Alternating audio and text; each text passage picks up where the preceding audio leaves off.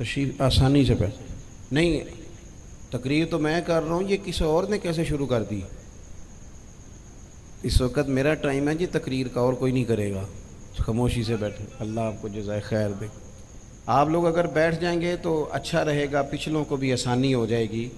पीछे आपके लोग तकलीफ़ में हैं, नहीं पीछे देखने को नहीं कहा, बैठने को कहा। अगर आसानी से बैठ सकें, अल्लाह आपको जज़ाए खैर अता फ़रमाए। किसी और जगह पे एहतमाम हो जाता ज़्यादा अच्छा था। कुछ थोड़ी सी दुश्वारी अहबाब को हुई, लेकिन कई दफ़ा दूर से बंदा चल के आए तो उसे नमाज का ज़्यादा सवाब होता है। तो आप थोड़ा सा, हमारा गुफ्तगू का वक्त है, लंबा नहीं, आप अगर इत्मीनान से बैठ जाएंगे तो दो चार बातें अपनी बिसात के मुताबिक अर्ज़ करने की कोशिश करूँगा। अल्लाह तौफ़ीक अता फ़रमाए।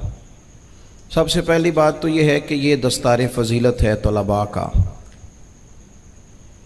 इल्म का लुग़वी माना जानने के होते हैं।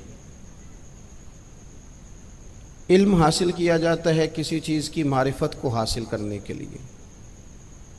जब हम कोई इल्म हासिल करते हैं तो हम ये चाहते हैं कि हमें उस चीज़ के नफ़ा और नुकसान का पता चल जाए। और जब हम दीनी इल्म हासिल करते हैं तो उसका मकसद ये होता है कि हमें रज़ाइल और खसाइल इन दोनों की खबर हो जाए।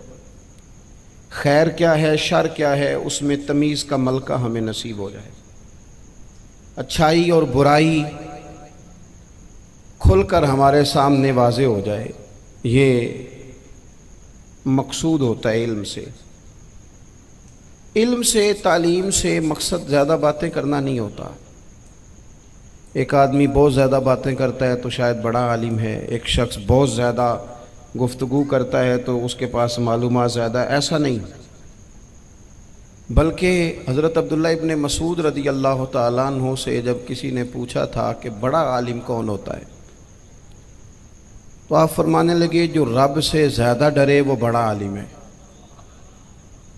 और दलील उन्होंने ये दी कि अल्लाह करीम ने कुरान मजीद में फ़रमाया है कि इन्नमा यख्शल्लाह मिन इबादिहिल उलमा, अल्लाह के बंदों में से जो आलिम हैं वो रब से डरते हैं।